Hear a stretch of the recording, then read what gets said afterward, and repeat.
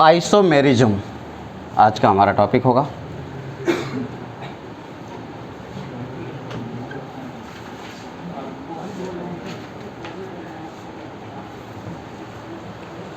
Isomerism में मैंने आप लोगों को दो टाइप के आइसोमर्स बताए थे। पहला इसमें आइसोमेरिज्म में एक ऐसा प्रोसेस है जिसमें दो मॉलिक्यूल होते हैं, दोनों का मॉलिक्यूलर फार्मूला तो सेम होता है बट उनका जो स्ट्रक्चरल अरेंजमेंट होता है वो अलग अलग होता है। अब कोई भी दो मॉलिक्यूल हो सकते हैं, जैसे कि अल्कोहल में होता है RO, उसके बाद एक H लगा होता है। तो अगर मैं एक कार्बन को एक जगह से हटा करके दूसरी जगह लगा दूं तो पूरा का पूरा फंक्शनल ग्रुप बदल जाता है, वो ईथर बन जाता है। तो यहाँ पे मैंने क्या किया, सिर्फ एटम का रीअरेंजमेंट किया है। एटम के रीअरेंजमेंट से किसी कंपाउंड का पूरा प्रॉपर्टी बदल जाता है, उसकी फिजिकल प्रॉपर्टी, उसकी केमिकल प्रॉपर्टी दोनों बदल जाती है। उस प्रॉपर्टी के बदलने की वजह से कोई बात नहीं, उठा लो बेटा, ठीक। तो आइसोमेरिज्म एक ऐसा फिनोमिना है जिसमें मॉलिक्यूल अपने एटम को कुछ इस तरीके से रीअरेंज करते हैं तो उनके अरेंजमेंट के बाद उनकी प्रॉपर्टीज़ बदल जाती हैं। सिंपल। आइसोमेरिज्म में हम लोग मॉलिक्यूलर फार्मूला सेम रखते हैं बट स्ट्रक्चरल फार्मूला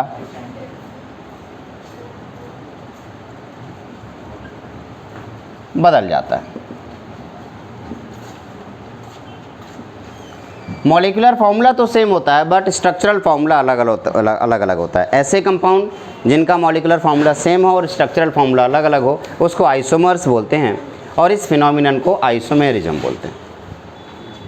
अब अगर आइसोमेरिज्म के बारे में डिस्कशन करें या आइसोमर्स के बारे में डिस्कशन करें तो मैंने आपको दो तरीके के आइसोमर्स के बारे में बताया था। जिन लोगों ने लिखा था अच्छी बात है, जिन्होंने नहीं लिखा वो लिख लेंगे। एक होता है आपका स्ट्रक्चरल आइसोमेरिज्म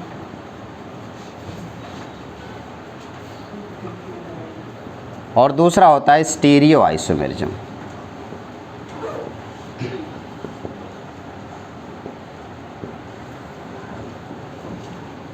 स्ट्रक्चरल आइसोमेरिज्म में सबसे पहला होता है चेन आइसोमेरिज्म,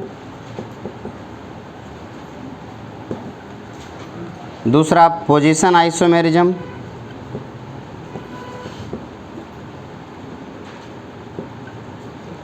तीसरा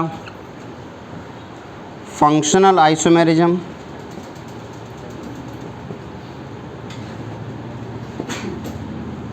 चौथा मेटामेरिज्म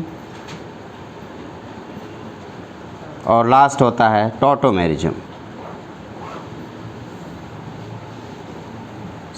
स्टीरियो आइसोमेरिज्म में ज्योमेट्रिकल आइसोमेरिज्म, ऑप्टिकल आइसोमेरिज्म और कन्फॉर्मर्स। ज्योमेट्रिकल आइसोमेरिज्म में सबसे पहला होता है आपका सिस एंड ट्रांस, दूसरा होता है जेड एंड ई, तीसरा होता है सिन एंड एंटी। ये तीन टाइप के सिस्टम तैयार होते हैं, cis, trans, Z E and syn anti. Optical में optically active and optically inactive, optically active and optically inactive. इसी में हम एनेंटियोमर, डायस्टेरियोमर्स और रेसमिक मिक्सचर के बारे में डिस्कशन करेंगे। कन्फॉर्मर्स एक अलग तरीके का आइसोमर होता है जिसमें हम सिंगल बॉन्ड के क्रॉस रोटेशन के बारे में डिस्कशन करेंगे। कन्फॉर्मर्स के बाद मैं स्टीरियो में एक और यहीं पे ऐड करना चाहता हूँ, हालांकि वो जो अरेंजमेंट होता है वो यहीं पे लिख देना चाहिए मुझे, चलो यहीं पे लिख देता हूँ। वो होता है, इसे एब्सोल्यूट कॉन्फ़िगरेशन बोलते हैं। एब्सोल्यूट कॉन्फ़िगरेशन में हम R एंड S सिस्टम पढ़ते हैं। तो ज्योमेट्रिकल आइसोमर में ही हम आपका cis trans, Z E, syn anti and R and S system पढ़ेंगे। इनके बारे में हम ज्योमेट्रिकल आइसोमर में डिस्कस कर लेंगे। ऑप्टिकल आइसोमर में हम एक्टिव इनएक्टिव के बारे में डिस्कस करेंगे और बाकी आखिरी में हम कन्फर्मर्स के बारे में डिस्कशन करेंगे। कन्फर्मर्स में सिंगल बॉन्ड के क्रॉस रोटेशन के बारे में डिस्कशन करेंगे। सबसे पहले आज के लेक्चर में हम स्टार्ट करेंगे स्ट्रक्चरल आइसोमेरिज्म के बारे में और एक एक करके इन पांचों आइसोमर के बारे में बात करेंगे। देखो ज़रा, चेन आइसोमर नाम से ही पता चल रहा है, मैंने बताया ना, इसमें क्या होगा, मॉलिक्यूलर फॉर्मूला तो आपका सेम होगा बट स्ट्रक्चरल अरेंजमेंट अलग अलग होगा। स्ट्रक्चरल अरेंजमेंट अलग अलग होने में कई चीज़ें हो सकती हैं, जैसे सिर्फ स्ट्रक्चर अलग हो जाए तो उसे हम स्ट्रक्चरल आइसोमर बोलेंगे। ज्योमेट्रिकल आइसोमर में हमारे पास स्ट्रक्चर वही रहेगा, बस रोटेशन होगा।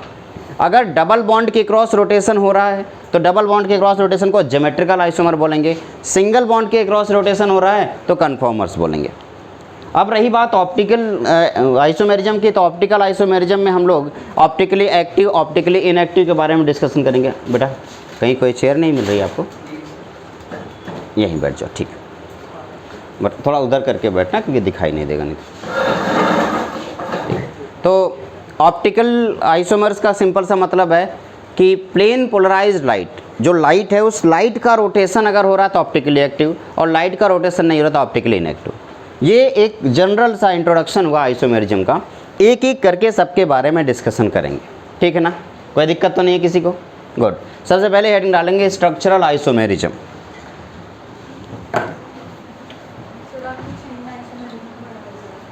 चेन आइसोमेरिज्म हो गया, ठीक।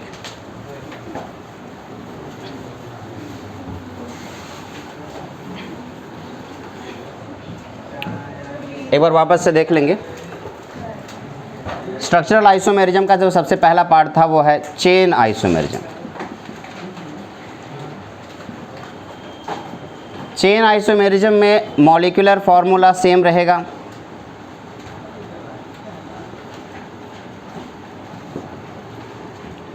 लेकिन number of carbon in parent chain,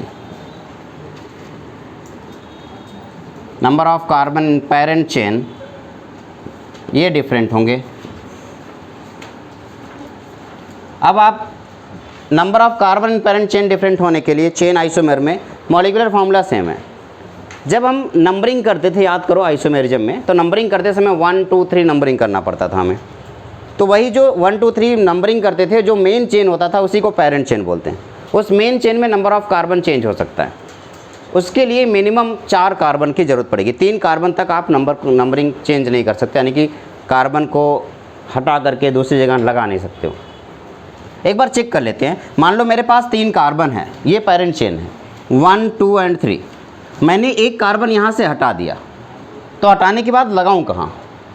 2 option है, या तो मैं यहाँ लगा सकता हूँ या तो यहाँ। अभी यहीं से तो हटाया है तो मैं यहाँ लगा देता हूँ, मान लो, चलो क्या फिर से वही बन गया जैसा था, है ना। इसीलिए 3 कार्बन के लिए कोई भी आपका चेन आइसोमर नहीं होगा। तो इसके लिए मिनिमम नंबर ऑफ कार्बन कितने होने चाहिए? मिनिमम नंबर ऑफ कार्बन 4 होने चाहिए। तो ये सबसे पहला जो स्ट्रक्चर 4 के लिए बनेगा वो होगा CH3 CH2 CH2 CH3। इसको बोलते हैं, इसका नाम क्या बेटा कोई बताएगा? N ब्यूटेन इसका नाम है। अगर मैं एक कार्बन यहाँ से हटा दूँ, याद रखना जब भी आप कार्बन हटा रहे हो तो फर्स्ट एंड लास्ट पे नहीं लगाओगे। क्यों? क्योंकि अगर आपने फर्स्ट और लास्ट पे लगा दिया तो स्ट्रक्चर जैसा था वैसा ही बन जाएगा। इसके अलावा बीच में जितने कार्बन हैं, चांसेस हैं अगर सिमेट्री नहीं है तो आप हर जगह लगा सकते हो।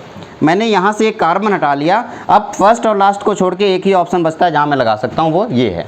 तो यहाँ पर हटा करके ये कार्बन यहाँ सेंटर पर लगा दिया तो ये बन गया CH3 CH, यहाँ आया CH3 और ये रहा आपका CH3। इसका कोई नाम बताएगा? इसका, इसे आप आइसोब्यूटाइल बोलते हो। क्या बोलते हो ये? सॉरी, आइसोब्यूटेन, यही है ना। ये क्या था? N ब्यूटेन, ये क्या है? आइसोब्यूटेन। तो N ब्यूटेन और आइसोब्यूटेन में इसमें नंबरिंग 1 2 3 4 कितने कार्बन है? 4 का कार्बन है। इसमें कितने के कार्बन? पेरेंट चेन में 3 कार्बन है। तो पेरेंट चेन में यहाँ पे 4 कार्बन है, यहाँ पेरेंट चेन में 3 कार्बन है। तो इसी वजह से number of carbon parent chain में चेंज हो गए, लेकिन मॉलिक्यूलर फार्मूला इसका आज भी C4H10 है और इसका भी C4H10 है। क्या नंबर ऑफ कार्बन चेंज हुआ? नहीं। नंबर ऑफ हाइड्रोजन चेंज हुआ? नहीं। मॉलिक्यूलर फॉर्मूला तो वही है, बट पेरेंट चेन को अगर आप देखेंगे तो आप पेरेंट चेन में 4 कार्बन यहाँ पे पाएंगे और यहाँ पे 3 कार्बन पाएंगे। इस वजह से एन ब्यूटेन और आइसोब्यूटेन एक दूसरे के चेन आइसोमर्स हैं। अगला इस एग्जाम्पल में फिर से लिख रहा हूँ, दूसरा CH3 CH2 CH2 CH2 CH3। ज़रा कोई मुझे इसका नाम बता दे। आपने कहा सर इसका नाम है एन पेंटेन, मैंने लिख दिया एन पेंटेन। अब मैं एक कार्बन को हटाता हूँ तो मेरे पास 4 कार्बन बचेगा। तो पहले इसको ऐसे लिख सकते हो, पहले 4 कार्बन आपके पास बचा, आपने 4 कार्बन लिख लिया। अब वो जो कार्बन आपने हटाया है वो तो यहाँ और यहाँ तो लगा नहीं सकते हो, एंड पे कहाँ लगाओगे? बीच में। अब बीच में आपके पास 2 पोजीशन, या तो यहाँ लगाओ या तो यहाँ, क्योंकि ये सिमेट्री दिख रही है तो किसी एक जगह पर ही लगाओगे। तो मैंने क्या किया, जो कार्बन अभी वहाँ से हटाया था वो यहाँ लगा दिया। अब बैलेंसिंग कंप्लीट कर दो। ये क्या हो गया CH3, ये हो गया CH, ये रहा CH3, ये क्या होगा बेटा CH2 और ये क्या होगा CH3। अब आपके इसका नाम क्या होगा? आइसोपेंटेन। ये बन गया आइसोपेंटेन। आपके पास एन पेंटेन और आइसोपेंटेन। अगर मैं एक कार्बन और कम कर देता तो कितने कार्बन बचते? 3 कार्बन। तो मैं एक कार्बन और कम कर दे रहा हूँ, 5 कार्बन थे, एक कार्बन और कम कर दिया। अब पहले और आखिरी पे नहीं लगा सकता तो कहाँ लगाऊंगा? बीच में। अब बीच में 2 कार्बन लगाना है तो एक कार्बन ऊपर और एक कार्बन मैंने नीचे लगा दिया। तो बताओ ये क्या हो गया? CH3, ये हो गया आपका CH3, ये हो गया आपका CH3, ये हो गया आपका CH3। इसका नाम क्या है बेटा? नियो पेंटेन इसका नाम है। तो अब आपके पास 3 चीज़ें हैं, एन पेंटेन, आइसोपेंटेन और नियो पेंटेन। तो जल्दी से मुझे बताइए पेंटेन के टोटल कितने चेन आइसोमर हैं? 3। कौन कौन से? एन पेंटेन, आइसोपेंटेन और नियो पेंटेन। ब्यूटेन के कितने चेन आइसोमर हैं? 2। कौन कौन से? एन ब्यूटेन और आइसोब्यूटेन। क्या ये बात क्लियर हो गई? तो ये रहा आपका चेन आइसोमर। फिर से देखते हैं, चेन आइसोमर में सब कुछ सेम रहेगा बशर्ते पेरेंट चेन में नंबर ऑफ कार्बन अलग होगा, बस इसके अलावा कुछ नहीं। इसको अपनी कॉपी में नोट करेंगे, फिर उसके बाद हम लोग पोजीशन आइसोमर की तरफ चलते हैं। एक और बात बेटा, एक और बात, ज़रा सोचो 1 मिनट के लिए, 1 मिनट के लिए सोचो। एक क्वेश्चन देता हूँ, मैं अगर आपसे कहता कि मेरे पास है CH2 double bond CH, single bond CH3, क्या इसमें चेन आइसोमर हो सकता है? सोच के बताओ। नहीं हो सकता? पक्का ना? ठीक है। इसका मॉलिक्यूलर फॉर्म, इसका नाम बता दो पहले फटाक से। प्रोपीन। क्या नाम है इसका? प्रोपीन। तो बताओ DU कितना है बेटा इसका? इसका DU कितना है? 1। DU का मतलब क्या हुआ? दिल्ली यूनिवर्सिटी क्या है? Degree of unsaturation. तो इसका DU कितना हो गया? 1। अब ज़रा सोचो, अगर मैं सेम इसका फॉर्मूला बता दो जल्दी से, क्या C3H कितना है? काउंट करके बताओ। 3 2 5 1 6, C3H6, यही है ना? एक स्ट्रक्चर मैं और बनाना चाहता हूँ,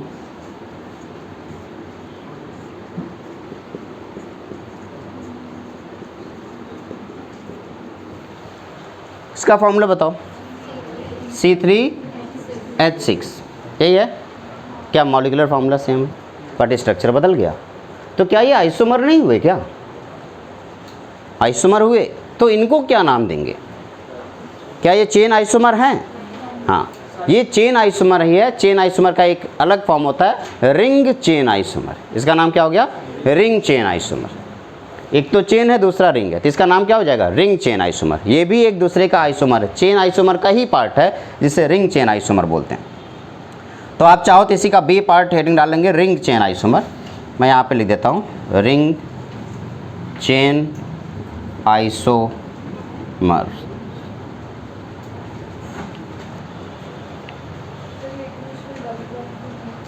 लेकिन DU वही है, देखो DU 1 है और यहाँ पे DU कितना है? डबल बॉन्ड से मतलब नहीं है, मतलब किससे है? है ना? एक और बात, इसी को एक और नाम दिया जा सकता है, ध्यान से सुनना, कोई ज़रूरी नहीं इसे रिंग चेन ही बोलो, इसे एक और नाम दिया जा सकता है। वो नाम है इसका फंक्शनल आइसोमेरिज्म। यहाँ पे फंक्शनल ग्रुप क्या है? इन, और यहाँ पे फंक्शनल ग्रुप क्या है? साइक्लो। तो इसी को हो सकता है कोई बुक फंक्शनल आइसोमर के नाम से भी लिख सकता है। तो रिंग चेन आइसोमर और फंक्शनल आइसोमर दोनों का काम ये करेगा। इस तरफ इरेज कर दूं, ये वाला, ये तो हो गया है वो।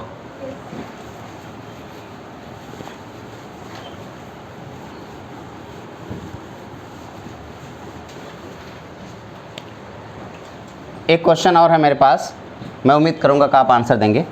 CH2 CH2 CH2 CH2, बताइए क्या है ये, इसका नाम बताइए। साइक्लोब्यूटेन। कोई मुझे फॉर्मूला बताएगा? C4H8, ठीक है, वेरी गुड। अगर मैं इसी को ऐसे लिख देता CH2 CH2 CH CH3, ज़रा इसका कोई फॉर्मूला बताएं। C4H8 ही रहेगा, कोई चेंजमेंट नहीं। नाम क्या हो गया? Methyl, methyl cyclo, methyl cyclopropane. इन दोनों में क्या जो रिंग है वो रिंग बदल गया, रिंग बदल गया, तो क्या मैं इसको रिंग चेन आइसोमर बोल सकता हूँ? एक ऐसा चेन जो जिसमें नंबर ऑफ रिंग में पेरेंट चेन है। भाई पेरेंट चेन यहाँ पे कौन है? रिंग वाला। तो पेरेंट रिंग जो है उसमें नंबर ऑफ कार्बन बदल जाएं, तो इसको क्या बोलेंगे? Ring chain isomer. Ring chain isomer का सिंपल सा मतलब होता है कि जो रिंग है पेरेंट रिंग, उसमें नंबर ऑफ कार्बन बदल गया। अब ये हो गया आपका रिंग चेन आइसोमर। यहाँ पे लिख दूँ ऊपर, ये है रिंग चेन आइसोमर्स। अच्छा एक और बात, ज़रा इसका आंसर मुझे कोई देगा कितने बन सकते हैं? CH2 CH2 CH2 CH2 CH2, ये क्या है बेटा? क्या ये साइक्लोपेंटेन है बेटा? तो ये हो गया साइक्लोपेंटेन। मैं जानना चाहता हूँ कि इसके और भी क्या कोई आइसोमर बन सकते हैं?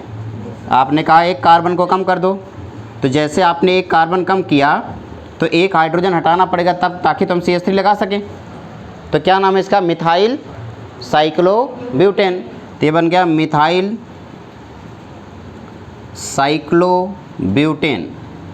Okay good. अगर मैं 3 कार्बन लगाऊं तो क्या कोई दिक्कत है किसी को? ये देखो यहाँ पे मैंने एक CH3 लगा दिया और यहाँ पे मैंने एक CH3 लगा दिया, बताओ कोई दिक्कत है किसी को?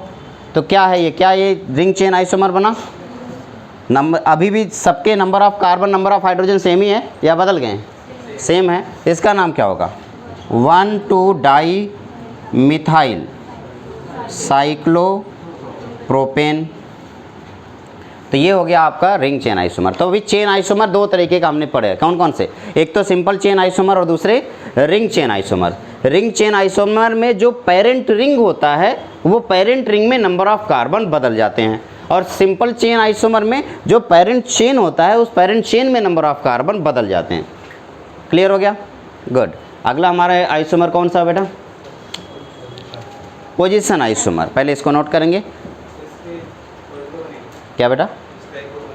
हाँ बना के बताइए।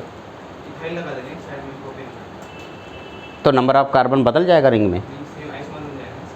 अच्छा आइसोमर, इन्होंने कहा है अगर मैं ऐसे कर दूं कि CH CH CH मैंने यहाँ पे लगाया, यहाँ पे लगा दिया C2H5, यही करना चाहते हो ना बेटा? तो ये CH2 हो गया, ये CH2। क्या ये और ये रिंग चेन आइसोमर है? क्या number of carbon in ring बदल गया? वही रहेगा। 3 यहाँ पे है 3, तो क्या ये आइसोमर बना रिंग चेन आइसोमर? क्या रिंग आइसोमर है? आइसोमर है, बट क्या रिंग चेन आइसोमर है? नहीं है ना? क्यों रिंग चेन आइसोमर क्यों नहीं है? क्योंकि नंबर ऑफ पेरेंट, जो पेरेंट साइकिल है उसमें नंबर ऑफ कार्बन पहले जितने थे उतने भी अभी भी है। एक और आइसोमर बना सकते हैं, कैसे? आपने कहा कि सर आप ऐसे भी तो कर सकते हो। C, ये C रखो सिर्फ यहाँ पे CH2, यहाँ पे CH2, एक CH3 यहाँ पे लगा दिया, एक CH3 यहाँ लगा दिया, नहीं कर सकता। लेकिन क्या ये पेरेंट चेन में नंबर ऑफ कार्बन अभी भी कितने हैं? 3। यहाँ पे भी पेरेंट चेन में नंबर ऑफ कार्बन कितने हैं? 3। और यहाँ पे क्या है? 3। तो क्या ये सब जो है वो रिंग चेन आइसोमर बना? लेकिन क्या आइसोमर है? आइसोमर है, लेकिन रिंग चेन आइसोमर नहीं। आप सोच रहे हो कौन सा आइसोमर, इसी टाइम बता दो। हालांकि हमने नहीं पढ़ा है, लेकिन फिर भी देखो, यहाँ पे जो आपका ग्रुप है वो कौन सा है, C2H5, और यहाँ पे जो ग्रुप है वो कौन सा है। तो क्या यहाँ पे फंक्शनल ग्रुप बदल रहा है, तो ये दोनों कौन से आइसोमर हो गए, फंक्शनल आइसोमर। जरा इसको इसके साथ कंपेयर कर लेते हैं, ये दोनों आपस में फंक्शनल आइसोमर हो गए, ये दोनों आपस में कौन सा आइसोमर बनेगा, ये दोनों आपस में कौन सा आइसोमर, फंक्शनल आइसोमर। क्यों, क्योंकि यहाँ पे भी क्या है, मिथाइल, और यहाँ पे क्या है, इथाइल। लेकिन जरा सोचो, ये और ये आपस में कंसीडर करो, इन दोनों में क्या फंक्शनल ग्रुप अभी भी मिथाइल ही है, फंक्शनल ग्रुप तो अभी भी मिथाइल है, लेकिन उसका पोजीशन बदल गया, एक यहाँ पे है और एक अब यहाँ पे दोनों आ गए। भैया एक का पोजीशन तो जैसा था वैसे ही है, एक दूसरे वाले का आपने पोजीशन क्या किया, यहाँ से हटाया और यहाँ लगा दिया। अब ये कौन सा आइसोमर बन गया, पोजीशन आइसोमर, हाँ या ना। तो क्या ये रिंग चेन आइसोमर हुआ या अलग अलग आइसोमर है, अलग अलग आइसोमर है, इसलिए मैं इसे रिंग चेन आइसोमर कंसीडर नहीं करूँगा। लेकिन आइसोमर नहीं है ये कहना गलत होगा, है तो आइसोमर ही लेकिन रिंग चेन नहीं, इसलिए मैं यहाँ नहीं लिखा हूँ। क्लियर हुआ बेटा, ठीक है, इसे नोट करेंगे। अब हेडिंग डालेंगे functional isomer, sorry position isomer.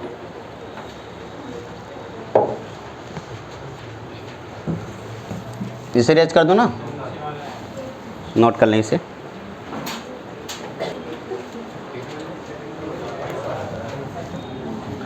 Heading डालेंगे पोजीशन आइसोमर।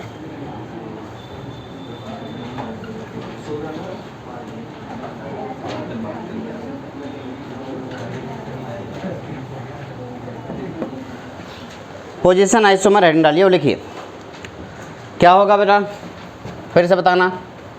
नंबर और क्या होगा, इस बार जो होगा, ध्यान देना, यहाँ गलती अक्सर बच्चों से होती है। मॉलिक्यूलर फार्मूला क्या होगा, मॉलिक्यूलर फार्मूला सेम होना चाहिए। Number of carbon in parent chain क्या होना चाहिए, सेम होना चाहिए। पोजीशन ऑफ फंक्शनल ग्रुप और ब्रांच क्या होना चाहिए, डिफरेंट होना चाहिए।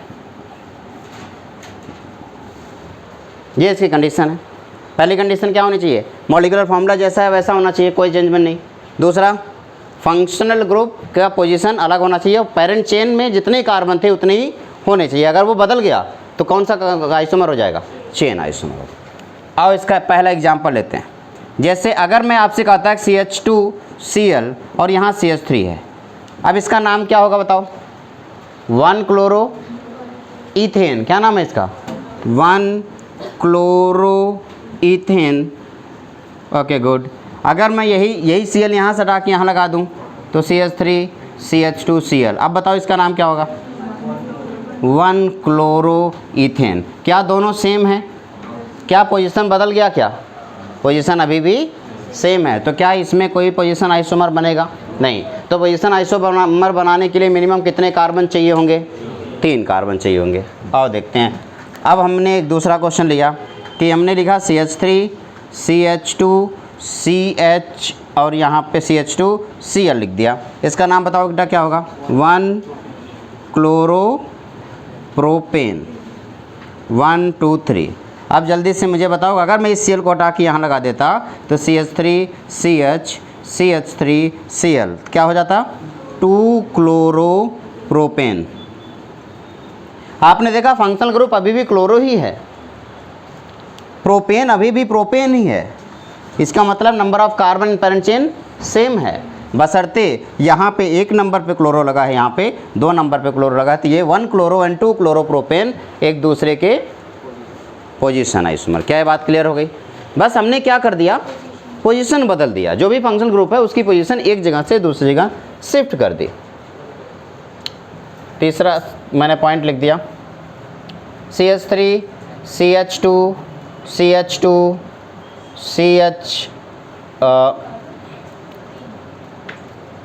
CH2 यहाँ पे CH2 रखो, CH3 ये क्या है बेटा, N पेंटेन। अब मैं एक क्लोरीन यहाँ पे लगा देता हूँ, अब इसका नाम क्या हो गया, 1-क्लोरोपेंटेन। 1-क्लोरोपेंटेन। यही क्लोरीन अगर मैं यहाँ से हटा दूँ और यहाँ सेकेंड पोजीशन पे लगा दूँ तो बताओ इसका नाम क्या आएगा, 2-क्लोरोपेंटेन। फिर से यहीं से हटा के इसको थर्ड पोजीशन पे लगा दूं, आप बताओ इसका नाम 3-क्लोरोपेंटेन। लेकिन सोचो अगर यहाँ से हटा के यहाँ लगा दूं, फिर से क्या हो जाएगा, 2-क्लोरोपेंटेन यानी ऊपर वाला। तो इस क्लोरोपेंटेन के टोटल कितने पोजीशन आइसोमर्स अभी आपको दिखाई दे रहे हैं, 3 पोजीशन आइसोमर दिख रहे हैं, हाँ या ना, कोई दिक्कत है किसी को, क्लियर है।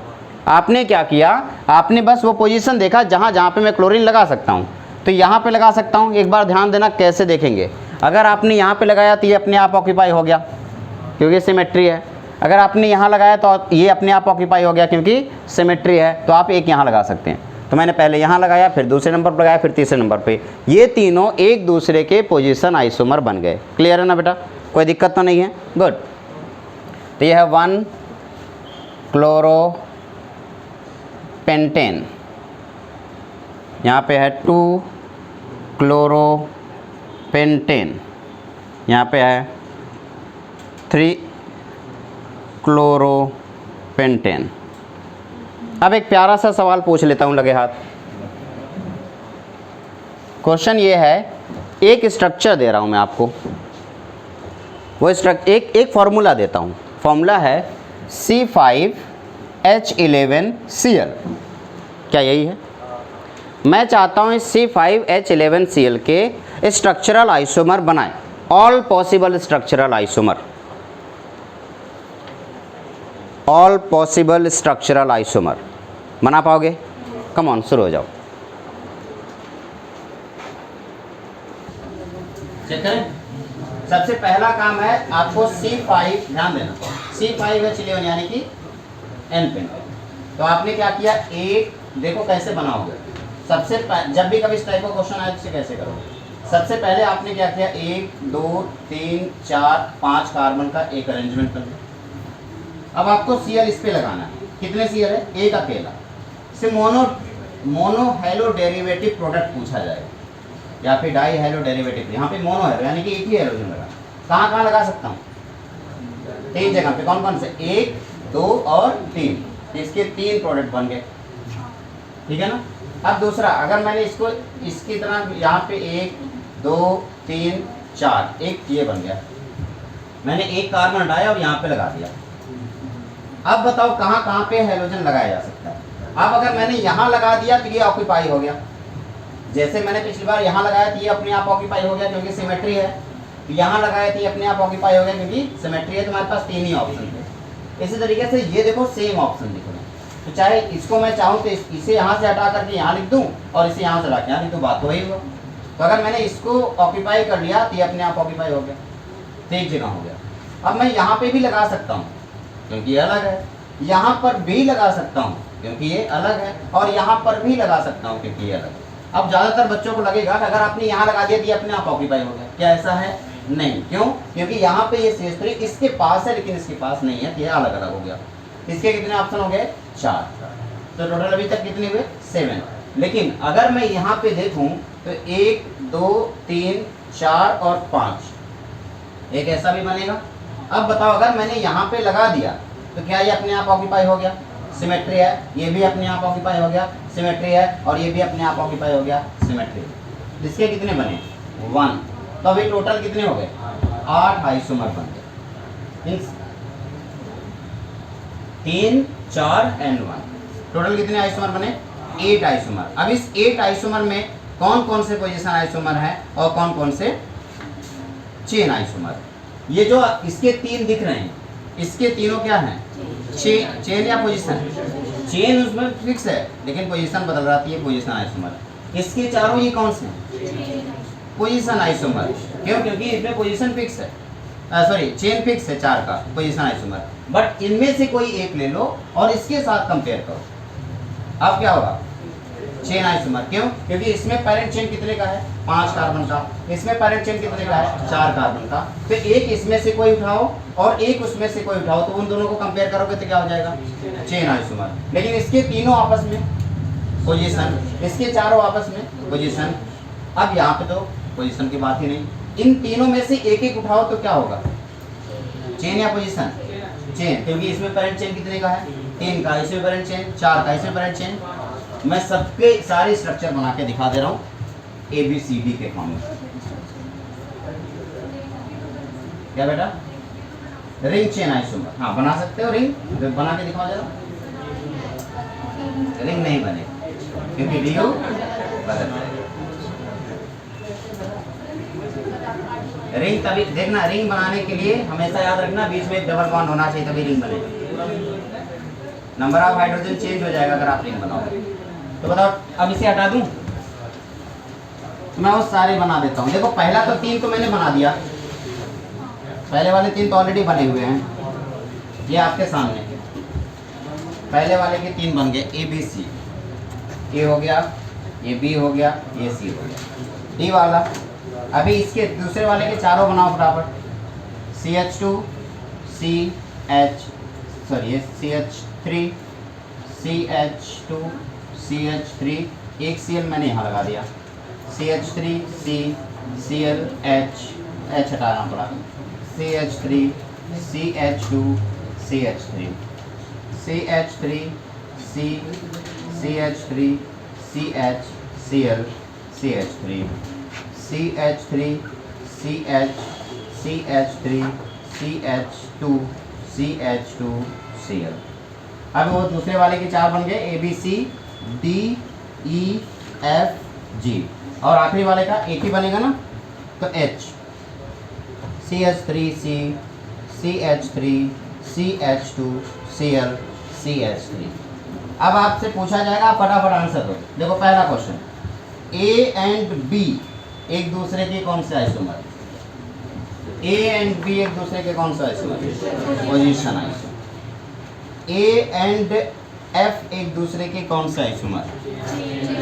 चेन आइसोमर, क्योंकि इसमें 1 2 3 4 का चेन है, इसमें 1 2 3 4 5 के, इसमें चेन आइसोमर हो गए। A और H एक दूसरे की कौन सा आइसोमर? कौन सा आइसोमर हो गया? Chain isomer. B and D एक दूसरे की कौन सा आइसोमर? B और D कौन सा आइसोमर है? Chain isomer. D and G एक दूसरे के कौन सा आइसोमर? D एंड G एक दूसरे का कौन सा? Position isomer. अच्छा ओके, G एंड H एक दूसरे का कौन सा आइसोमर? क्या ये बात क्लियर हो गई? अब आप पता कर लोगे ना कौन सा चेन आइसोमर है, कौन सा पोजीशन। चेन आइसोमर में पेरेंट चेन में नंबर ऑफ कार्बन चेंज होगा, पोजीशन आइसोमर में पेरेंट चेन में नंबर ऑफ कार्बन सेम रहेगा बट पोजीशन अलग रहेगा। अब एक क्वेश्चन ऐसे पूछा जा सकता है, इसको ऐसे देखो। एक कंपाउंड है जिसका मॉलिक्यूलर फॉर्मूला C5H11Cl है। आपको बताना है एक सिंगल मोनो हेलो डेरिवेटिव देने वाले आइसोमर का नाम। वो कौन सा कंपाउंड है या वो कौन सा आइसोमर है जो मोनो हेलो या सिंगल मोनो हेलो डेरिवेटिव देता है? बताओ इन तीनों में से सिंगल मोनो हेलो डेरिवेटिव देने वाला कौन सा है? लास्ट वाला। नाम क्या है इसका? नियोपेंटेन। क्या नाम है इसका? नियोपेंटेन। अब आप बताएं उस कंपाउंड का नाम, उस आइसोमर का नाम बताओ जो 4 मोनो हेलो डेरिवेटिव देता है। आइसोपेंटेन 4 मोनो हेलो डेरिवेटिव देता है, ये 3 मोनो हेलो डेरिवेटिव देता है। तो क्वेश्चन में क्या पूछा जाएगा कि उस आइसोमर का नाम बताओ जो कितने मोनो हेलो डेरिवेटिव्स देता है। अगर 3 पूछा जाए तो आंसर ये होगा, 4 पूछा जाए तो आंसर ये होगा, सिंगल पूछा जाए तो आंसर ये। क्लियर है ना? कोई दिक्कत तो नहीं किसी को? गुड, इसे नोट करेंगे अपनी कॉपी में, इसके बाद हम आगे बढ़ेंगे।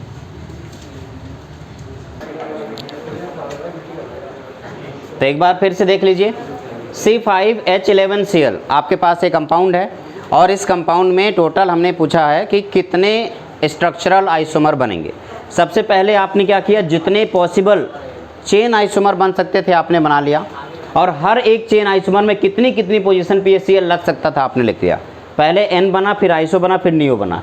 N में 3 जगह पे लग सकता था, आइसो में 4 जगह पे लग सकता था, और नियो में सिर्फ 1 जगह पे लग सकता था। इसलिए टोटल जो आइसोमर्स हुए वो आपके 8 हो गए। मैंने यहाँ पे एक एक करके सब दिखा दिए हैं।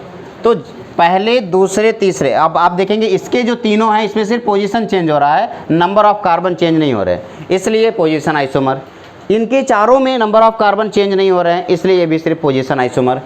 ये तो छोड़ो अकेला है। अगर इनमें से एक उठा लो, इनमें से एक उठा लो या इनमें से एक उठा लो, या तीनों को अलग अलग कंपेयर करोगे तो वो चेन आइसोमर कहलाएंगे। क्या बात क्लियर हो गई? फिर क्वेश्चन पूछा जाएगा उस आइसोमर का नाम बताओ जो एक सिंगल मोनो हेलो डेरिवेटिव देता है, तो वो हो गया ये।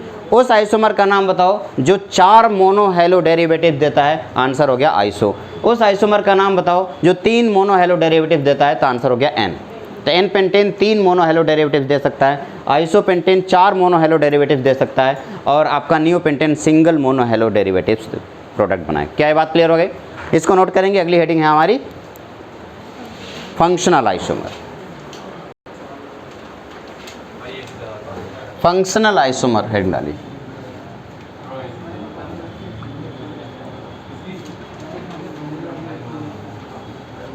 फंक्शनल आइसोमर में अब तक आप समझ चुके हैं क्या बदलने वाला है। चेन आइसोमर में क्या बदला था? चेन में number of carbon. Position isomer में क्या बदला? Position of functional group. अब फंक्शनल आइसोमर में क्या बदलेगा? फंक्शनल ग्रुप ही पूरा बदल जाएगा। ज़रा सोचो, आपको कुछ नहीं करना है, बस एटम को रीअरेंज करके पूरा का पूरा फंक्शनल ग्रुप बदल देना। ये पॉसिबल है? हाँ, अगर पॉसिबल नहीं होता तब ये पढ़ते क्यों? अब देखते हैं कैसे पॉसिबल है। सबसे पहले अगर आपके पास डाइन है, डाइइन, डायन नहीं, डाइइन अगर आपके पास है और उसको आइन में बदलना है, डाइइन को अगर आपने आइन में बदल दिया तो आप देखेंगे कि कोई मॉलिक्यूलर फार्मूला चेंज नहीं हो रहा है, बट फंक्शनल ग्रुप बदल गया। डाइइन किस में कन्वर्ट हो गया? आइन में। इन अलग है, आइन अलग है। ठीक है। दूसरा अगर आपके पास एल्डिहाइड है तो आप उस एल्डिहाइड को कीटोन में कन्वर्ट कर सकते हो। तीसरा, अगर आपके पास अल्कोहल है तो उस अल्कोहल को आप ईथर में कन्वर्ट कर सकते हो। चौथा, अगर आपके पास कार्बोक्सिलिक एसिड है तो इस कार्बोक्सिलिक एसिड को आप एस्टर में कन्वर्ट कर सकते हो। बहुत सारे कन्वर्जन हो सकते हैं, इतना बहुत, इतना तो पहले पढ़ दें अपने आप, बाकी सब अपने आप समझ जाओगे। सबसे पहले डाइन को आइन में बदलते हैं। देखो, पहला क्वेश्चन है हमारा डाइन को आइन में बदलना।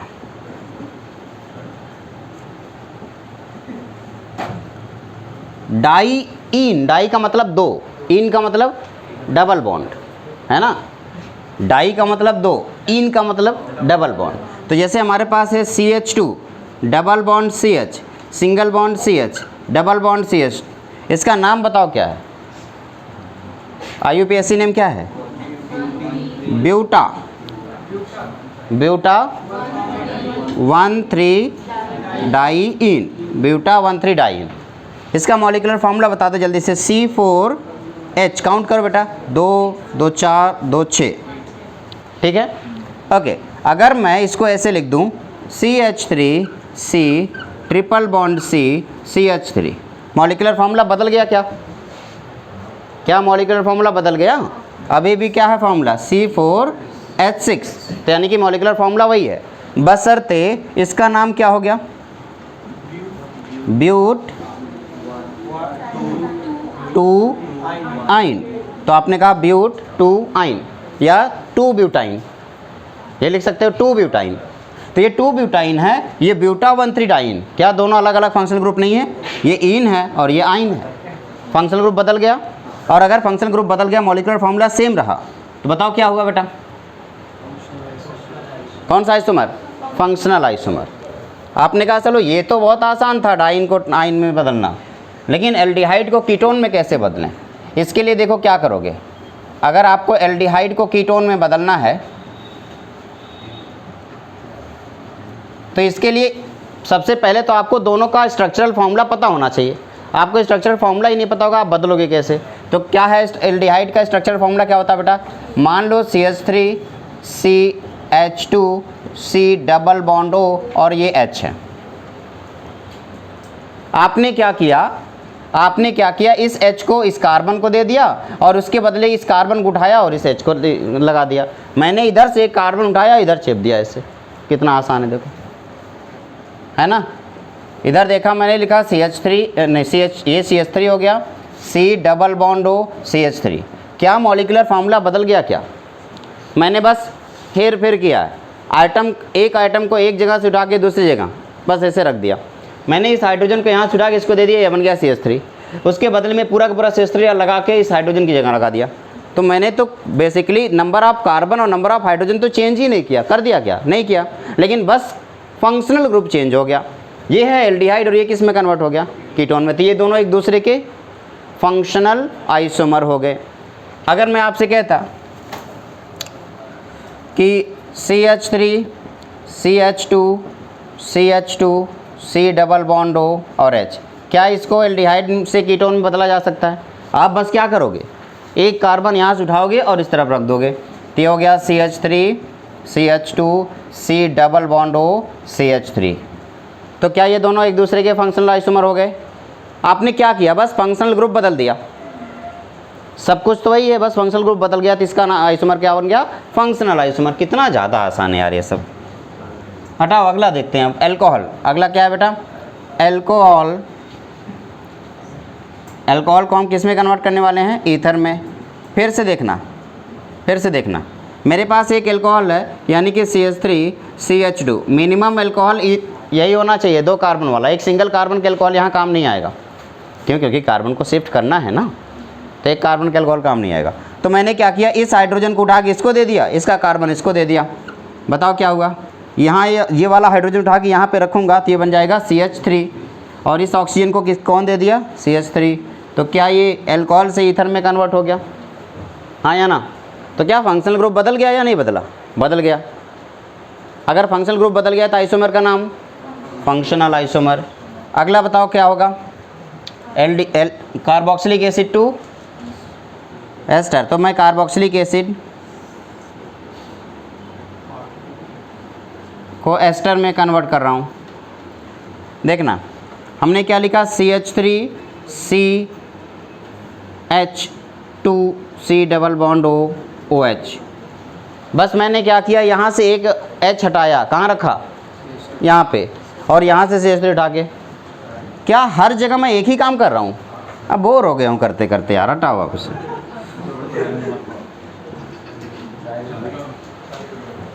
एक ही काम, बस हाइड्रोजन हटाओ CH3 लगाओ, हाइड्रोजन हटाओ CH3 लगाओ, बस क्या करना है इसमें? हटाओ CH3 CH2 इसमें कन्वर्ट हो गया। ये क्या है? एस्टर, और ये क्या है?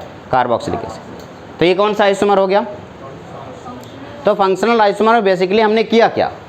पूरा का पूरा फंक्शनल ग्रुप ही बदल दिया। सिर्फ एक हाइड्रोजन या फिर एक किसी एटम के रीअरेंजमेंट से पूरा का पूरा फंक्शनल ग्रुप बदल गया, पूरी की पूरी प्रॉपर्टी बदल गई।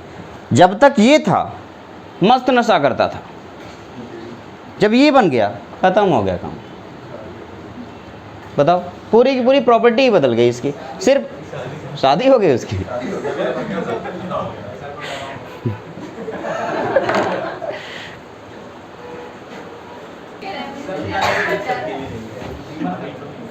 अभी हो जाने दो बेटा, हो जाने दो।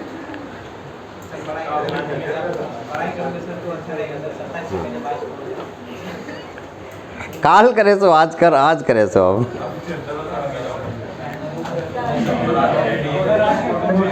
ओके ठीक है। तो अगला है आपका, क्या नाम था बेटा? मेटामर।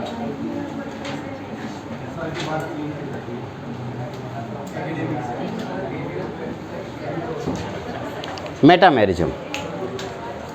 तो मेटामर में क्या होगा? बेसिकली इसको ऐसे देखें, ये सिर्फ तभी काम करेगा जब आपके पास कोई ऐसा फंक्शनल ग्रुप हो जो 2 एटम से जुड़ा हो, यानी कि मोनोवैलेंट नहीं होना चाहिए। ये कभी भी मोनोवैलेंट के लिए काम नहीं करेगा। किसके लिए काम करेगा? डाईवैलेंट के लिए। ये एक तरीके का पोजीशन आइसोमर है, बट ये पोजीशन आइसोमर डाईवैलेंट के लिए काम करता है। अभी तक जो मैंने पोजीशन आइसोमर में लगाया उसमें मोनोवैलेंट चीज़ें लगाई, जैसे कि मैंने OH लगा दिया, मैंने Cl लगा दिया। लेकिन अभी जो मैं आइसोमर बनाने वाला हूँ इसमें मैं डाईवैलेंट फंक्शनल ग्रुप लेने वाला हूँ। डाईवैलेंट फंक्शनल ग्रुप में मैं बहुत सारी चीज़ें ले सकता हूँ। इसमें सबसे पहले मैं लेकर चल रहा हूँ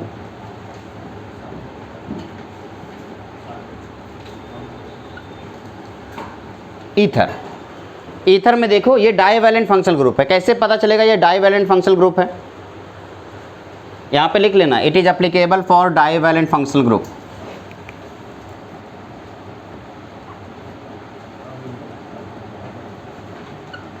डाईवैलेंट फंक्शनल ग्रुप का पोजीशन आइसोमर है, समझ लो। अब इसमें पहला क्वेश्चन मैंने यहाँ लिख दिया, CH3 CH2 CH2O CH3। जरा इसका कोई मुझे नाम बताएगा, नाम बताओ बेटा। हाँ, मिथॉक्सी प्रोपेन, वेरी गुड। इसका नाम है मिथॉक्सी प्रोपेन।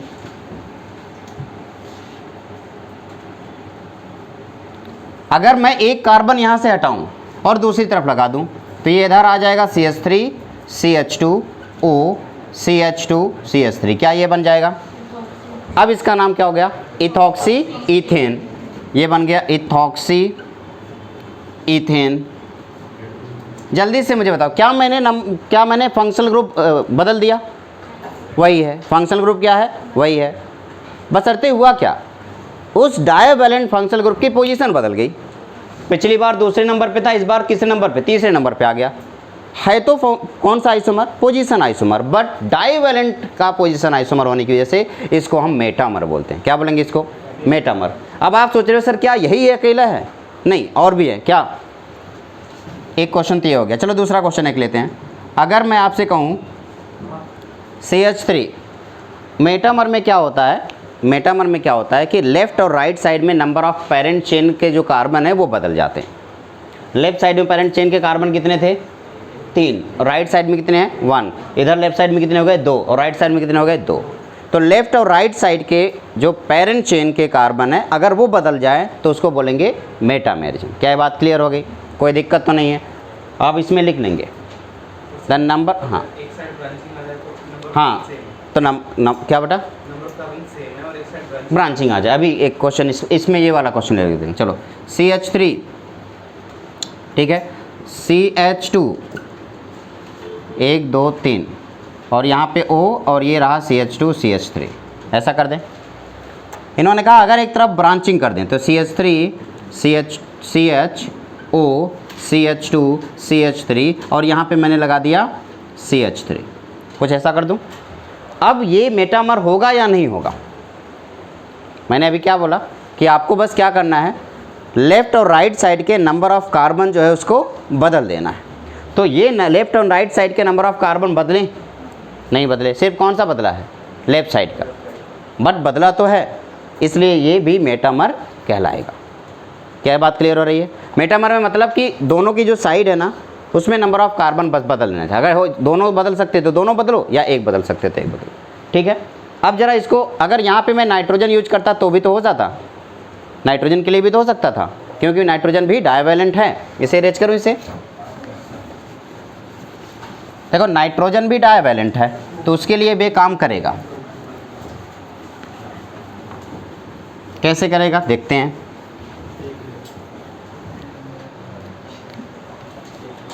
अगर मैं आपसे कहता कि CH3 CH2 CH2 NH CH3, देखना बेटा, एक ये हो गया। मैं एक कार्बन यहाँ से हटा के इधर रख दूँ तो इसका नाम क्या हो जाएगा? CH3 CH2 NH, इधर आ गया CH2 CH3। हाँ या ना? तो ये दोनों एक दूसरे के मेटामर बन गए।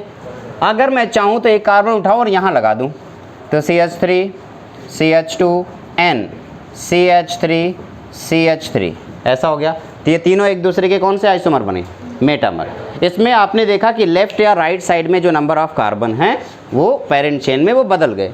इधर कितने हैं? 1 2 3। इधर कितने हो गए? 2। इधर कितने हो गए? 2। और यहाँ पे कितने हो गए? 1। यहाँ पे एक और आ गया। तो ये आइसोमर कौन से आइसोमर कहलाएंगे? मेटामर कहलाएंगे। क्या ये बात क्लियर हो गई? अच्छा, हो सकता है बहुत सारे बच्चों के दिमाग में ये क्वेश्चन आया कि मैं अगर ऐसे लिखूँ CH3 CH2 C double bond O CH3, क्या ये कीटोन है बेटा? अब बताओ कीटोन की, अगर मैं एक और कार्बन लगा दूं CH3 तो अभी कीटोन की पोजीशन कौन से नंबर पे है?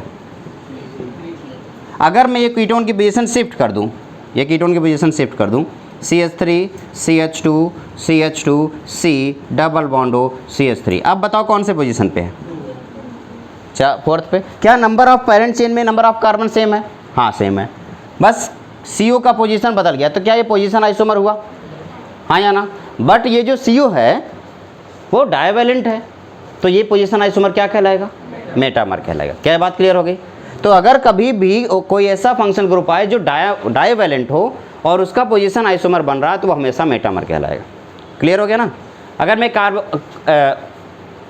एस्टर की बात करता तो एस्टर भी तो डाइवैलेंट होता, तो उसमें भी तो ये काम हो सकता था, तो उसमें भी मेटामर तैयार होगा। नोट करें इसको।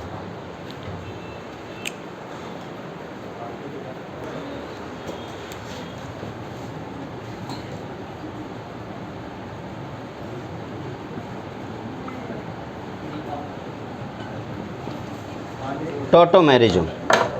अच्छा पहले तो इसकी कंडीशन समझ लो, पहले इसकी कंडीशन समझ लेना। आपके पास कोई भी एक कार्बन है, ध्यान देना बेटा, कोई भी एक कार्बन है, इस कार्बन के साथ मीना जुड़ी हुई है।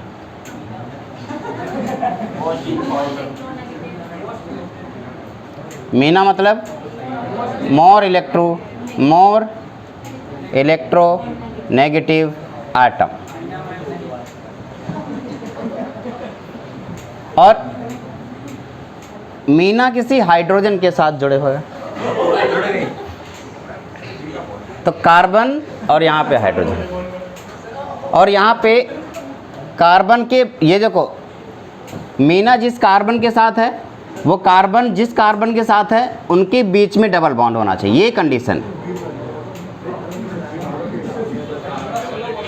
बस ये सिंपल सा कंडीशन। यहाँ पे डबल बॉन्ड है और इसके साथ मोर इलेक्ट्रोनेगेटिव एटम, और मोर इलेक्ट्रोनेगेटिव एटम किसके साथ जुड़ा है। अब मोर इलेक्ट्रोनेगेटिव एटम में 3 एटम होते हैं, ऑक्सीजन, फ्लोरीन और क्या, फ्लोरीन कभी भी 2 बॉन्ड बनाता है, तो यानी कि फ्लोरीन तो हट गया। अभी यहाँ पे क्या हो सकता है, या तो ऑक्सीजन हो सकता है या तो नाइट्रोजन हो सकता है। अब इस केस में जैसे मैं अगर आपसे कहूँ कि यहाँ पे मैंने OH लिख दिया और डबल बॉन्ड CH, क्या इस केस में टॉटोमेरिज्म पॉसिबल है, हाँ या ना, पॉसिबल है ना बेटा, गुड। अगर मैं आपसे कहूँ कि क्या इस केस में क्या टॉटोमेर पॉसिबल है, आपने कहा हाँ पॉसिबल है। टॉटोमेर बनता कैसे, ज़रा देखो, अगर आप किसी से कुछ लेते हो तो उसके बदले कुछ देना पड़ता है, कुछ पाने के लिए कुछ खोना पड़ता है। यहाँ पर आप अगर मीना से उसका हाइड्रोजन मांग रहे हो तो उसके बदले में आपको अपना डबल बॉन्ड उसे देना पड़ेगा। अभी हुआ क्या देखो, इसमें क्या होगा कि ये जो कार्बन है यहाँ डबल बॉन्ड के साथ मोर इलेक्ट्रोनेगेटिव एटम के साथ जुड़ जाएगा, और यहाँ सिंगल बॉन्ड के साथ कार्बन, और इस कार्बन के साथ एक हाइड्रोजन आ गया। क्या ये अल्फा कार्बन हुआ बेटा, तो ये कौन सा कार्बन है, अल्फा कार्बन। तो अल्फा, अब इसको उल्टा भी कर सकते हो कि एक कोई फंक्शनल ग्रुप है, उस फंक्शनल ग्रुप के बगल में एक अल्फा कार्बन है जो कि sp3 है और उसके पास हाइड्रोजन, तो वो इसमें कन्वर्ट हो सकता है। अच्छा बताओ ये कैसे कन्वर्ट होगा, इसका कन्वर्जन कैसे होगा, डबल बॉन्ड, ये हाइड्रोजन इसके पास आएगा और इसके बदले में डबल बॉन्ड यहाँ जाएगा। तो आपने कहा carbon double bond oxygen, single bond carbon, और इसके साथ कौन जुड़ गया, हाइड्रोजन, ये टॉटोमर बन गया। इधर बताओ ये एल्कोहल है, एल्कोहल है ना, और साथ में डबल बॉन्ड है, तो इसका नाम होता है इनऑल। क्या नाम है, इनऑल। अब ये है कीटोन, ये कौन सा बॉन्ड बन गया, ये हो गया कीटोन, या एल्डिहाइड या कीटोन, तो इसे हम बोलते हैं इनॉल टू कीटोन या कीटोन टू इनॉल। तो कीटो फॉर्म और इनॉल फॉर्म 2 फॉर्म होता है। आगे अभी थोड़ा सा और डिटेल में डिस्कस करेंगे। अभी यहाँ पे बताओ, मैं अगर इस हाइड्रोजन को इसको शिफ्ट करता हूँ तो इसके बदले डबल बॉन्ड इसको देना होगा, और बताओ क्या बन गया। आपने कहा कार्बन के साथ डबल बॉन्ड, यहाँ पे नाइट्रोजन आ गया NH, और यहाँ पे सिंगल बॉन्ड कार्बन के साथ एक हाइड्रोजन आ गया। क्या ये अल्फ़ा है बेटा, अल्फ़ा कार्बन, क्या ये अल्फ़ा कार्बन है, हाँ। यानी कि आपको क्या करना है, जब भी कभी कार्बन डबल बॉन्ड नाइट्रोजन दिख जाए या कार्बन डबल बॉन्ड ऑक्सीजन दिख जाए, उस केस में आपको देखना है क्या अल्फा कार्बन है या नहीं है, और अगर अल्फा कार्बन है तो क्या sp3 है या नहीं है, अगर sp3 है तो क्या हाइड्रोजन है या नहीं है। यानी कि sp3 अल्फा हाइड्रोजन अगर प्रेजेंट है देन टॉटोमर होगा, अदरवाइज टॉटोमर नहीं होगा। तो सबसे पहले कुछ क्वेश्चन पूछूंगा किस में टॉटोमेरिज्म पॉसिबल है और किस में नहीं, और आप फटाफट उसका आंसर देंगे। पहला क्वेश्चन देखना, आपको बताना है क्या इसमें टॉटोमेरिज्म पॉसिबल होगा या नहीं। CH3C CH3C double bond O H, क्या इसमें टॉटोमर पॉसिबल है? नहीं है। क्यों? क्योंकि अल्फा हाइड्रोजन नहीं है, हटा दो। अच्छा, दूसरा CH2 double bond CH, C double bond O H, क्या इसमें पॉसिबल होगा? नहीं। क्यों? क्योंकि ये जो अल्फा है वो कैसा है, अल्फा कैसा हो गया, sp2, तो sp2 अगर अल्फा हो गया तो नहीं हो सकता। अल्फा कैसा होना चाहिए, sp3 होना चाहिए, ये sp3 होना चाहिए, नहीं हो सकता। तीसरा हटा दो, CH3 CH2 C double bond O H, क्या इसमें टॉटोमर पॉसिबल होगा? तो करा के दिखाओ। जब इसमें टॉटोमर पॉसिबल है तो आपको कराना पड़ेगा। इधर देखो एक हाइड्रोजन, क्या किया मैंने, इसके हाइड्रोजन को उठाया और किसको दे दिया, और ऑक्सीजन से बदले में क्या ले लिया, डबल बॉन्ड। या आप डबल बॉन्ड उसको दोगे या तो उससे डबल बॉन्ड लोगे। तो ऐसा हमने किया कि हाइड्रोजन उठा के इसको दे दिया और उसके बदले में डबल बॉन्ड ले लिया। तो हुआ क्या, CH3CH डबल बॉन्ड C, और यहाँ पे क्या आ गया OH, और ये रहा H। क्या ये इनॉल फॉर्म है? और ये क्या है, एल्डिहाइड फॉर्म। कीटोन नहीं है, ये क्या है, एल्डिहाइड। तो ये इनॉल फॉर्म है, ये एल्डिहाइड फॉर्म है। चौथा question, CH3C double bond O CH3, क्या इसमें पॉसिबल है टॉटोमर बेटा, हाँ या ना? कैसे पॉसिबल है? दोनों साइड। भैया दोनों तो सिमेट्री है ना, तो एक ही तरफ होगा। तो आपने यहाँ से एक H यहाँ पे ओपन करके लिख दिया, इसका वाला H इसको दे दिया, इसके बदले में डबल बॉन्ड इसको दे दिया। तो आपने कहा कि ये रहा CH3, ये रहा C, और इधर आया OH, डबल बॉन्ड के साथ आ गया CH2। ये कीटो फॉर्म है और ये इनॉल फॉर्म है। क्लियर है? अब आप सोच रहे हो आखिर हमें कैसे पता चल रहा है ऐसा हो रहा है। आप गए मार्केट में, आपने एसीटोन ख़रीदा, ये क्या है, एसीटोन, ठीक है। अब एसीटोन से आप एक रिएक्शन करा रहे हो, तो आपने स्टाइकोमेट्रिक कैलकुलेशन के हिसाब से ये सोच लिया कि हम 1 मोल एसीटोन लेके आए हैं, इसके हिसाब से 1 मोल ये प्रोडक्ट बनना चाहिए। बट जो प्रोडक्ट बना वो 1 मोल नहीं था, 1 मोल से थोड़ा सा कम बना। तो थोड़ा सा कम बनने का मेन रीज़न क्या होगा, या तो पूरी तरह से एसीटोन रिएक्ट नहीं किया होगा, या तो आपसे कोई गलती होगी कि वो प्रॉपर 1 मोल रहा नहीं होगा। जबकि आप दुकानदार से जब बोलते हो तो दुकानदार बोलता भाई साहब प्रॉपर 1 मोल मैंने काउंट करके दिया था आपको, तो प्रोडक्ट भी तो 1 मोल बनना चाहिए था ना उस हिसाब से, बट नहीं बना। इसका ये मतलब है कि जब आप एसीटोन वहाँ से लेके आ रहे थे तो उसमें से एसीटोन में कुछ एसीटोन बदल करके अपने आप को इनॉल फॉर्म में कन्वर्ट कर लिए होंगे, और ये दोनों इक्विलिब्रियम, ये जो साइन दिख रहा है कौन सा साइन है, इक्विलिब्रियम। यानी कि ये इनॉल एसीटोन में बदलता रहेगा, एसीटोन इनॉल में बदलता रहेगा, और कुछ टाइम के बाद ये चेंजमेंट तो होता रहेगा, और ये एक दूसरे के साथ इक्विलिब्रियम में रहेंगे। मान लो इसका 98% था और ये 2%, तो जो आपका रिजल्ट आएगा वो तो 98% से ही आएगा ना, क्योंकि 98% एसीटोन है, बाकी 2% तो कन्वर्ट होकर किस में चला गया, इनॉल फॉर्म में, तो इससे तो प्रोडक्ट बनेगा नहीं। तो ये जो कन्वर्जन है प्रोडक्ट का पूरा ना आना, वो उसका रीजन है इसका टॉटोमेरिज्म हो जाना। टॉटोमेरिज्म का सिंपल सा मतलब होता है कि एक अल्फ़ा हाइड्रोजन है, जो अल्फ़ा हाइड्रोजन शिफ्ट होकर के, या अल्फ़ा हाइड्रोजन शिफ्ट होकर के और उसके बदले में उसका डबल बॉन्ड लेकर के अपने आप को रीअरेंज करता है। ये प्रोसेस जो इससे जो आइसोमर तैयार होता है इसको हम टॉटोमेरिज्म का नाम देते हैं। फिर एक क्वेश्चन पूछूंगा, आप बताएंगे इसका आंसर कि ये टॉटोमर शो करेगा या नहीं। क्या ये टॉटोमर शो करेगा? कितने प्रोडक्ट बनेंगे, ये कीटो फॉर्म है ना, कितने इनॉल फॉर्म बनेंगे इसके?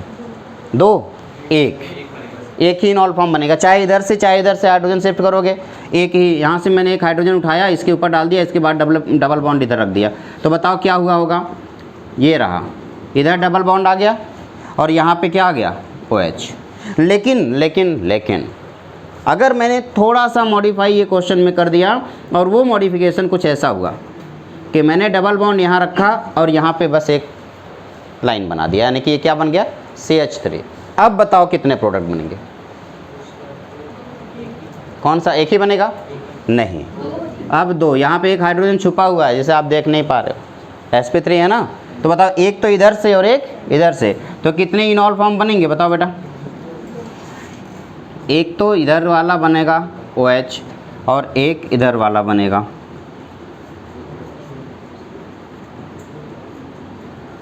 क्या दो अलग अलग प्रोडक्ट हुए? तो इनॉल दो बन गया और कीटो एक बना। क्या ये बात क्लियर हो गई? कोई दिक्कत तो नहीं है किसी को? ओके, फिर अगला क्वेश्चन, आप बताएंगे क्या इसमें टॉटोमेरिज्म होगा या नहीं? नहीं होगा? क्या टॉटोमेरिज्म पॉसिबल है इसमें? कितने? एक। कहाँ से?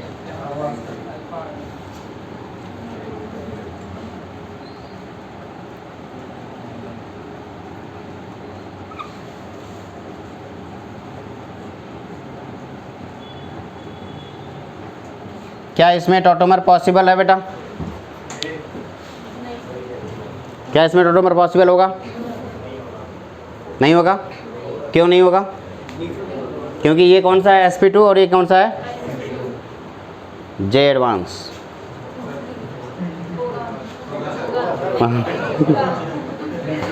होगा।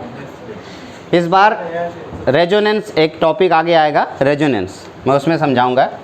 फिलहाल ये वाला जो हाइड्रोजन है रेजोनेंस की वजह से शिफ्ट होता है। अभी रेजोनेंस मैंने अभी आपको बताया नहीं है, रेजोनेंस जब टॉपिक पढ़ाऊंगा तो बताऊंगा। तो यहाँ पे कुछ इस तरीके से जो प्रोडक्ट बनता है उसमें डबल बॉन्ड बेंजीन के फॉर्म में आ जाता है और एक फिनॉल तैयार होता है। बहुत इंपॉर्टेंट है, इसको नोट कर लेना। टॉटोमर तो उसमें भी हुआ, बशर्ते sp3, ये जेई वाले ऐसे ही करते हैं, उम्मीद से अलग।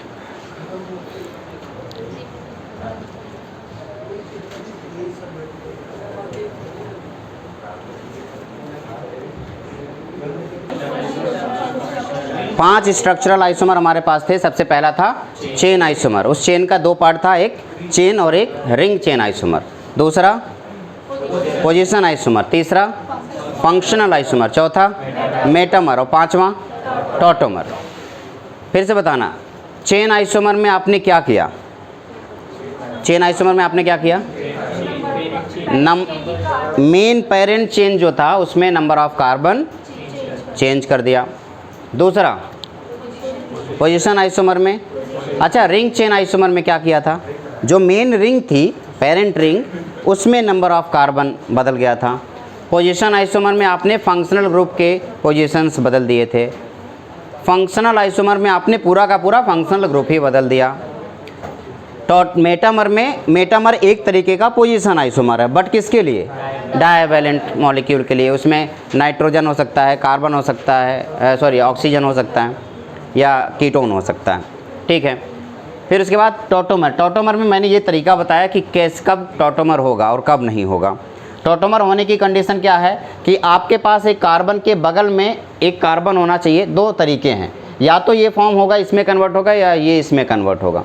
इस तरीके से है तो किसी भी डबल बॉन्ड के साथ कोई मोर इलेक्ट्रोनेगेटिव एटम यानी कि नाइट्रोजन और ऑक्सीजन जुड़ा हुआ है, उसके बगल वाला जो कार्बन जिसे आप अल्फा कार्बन करें, वो अल्फा कार्बन sp3 होना चाहिए और साथ ही साथ उसके ऊपर हाइड्रोजन होना चाहिए। तो वो हाइड्रोजन शिफ्ट होगा मीना के पास और मीना से डबल बॉन्ड शिफ्ट हो जाएगा इस कार्बन के पास और ये बन जाएगा। दो तरीके मैंने यहाँ पे लिख दिए कि ये दो तरीके हैं जिससे आपका टॉटोमर हो सकता है। और फिर मैंने इतने सारे एग्जाम्पल बनाए जिसमें टॉटोमेरिज्म पॉसिबल था। कुछ ऐसे कंपाउंड थे जिसमें टॉटोमेरिज्म पॉसिबल था, कुछ ऐसे कंपाउंड थे जिसमें टॉटोमेरिज्म पॉसिबल नहीं था। क्या कोई दिक्कत है किसी को? आज के लेक्चर में जो कुछ भी अभी आपको पढ़ाया गया पूरा का पूरा स्ट्रक्चरल आइसोमर हमने कवर किया है। अगर किसी को कहीं कोई दिक्कत आ रही हो तो एक बार पूछ लीजिए, अदरवाइज आज की क्लास यहीं पे ख़त्म करेंगे। कोई है किसी को? कोई प्रॉब्लम नहीं है ना?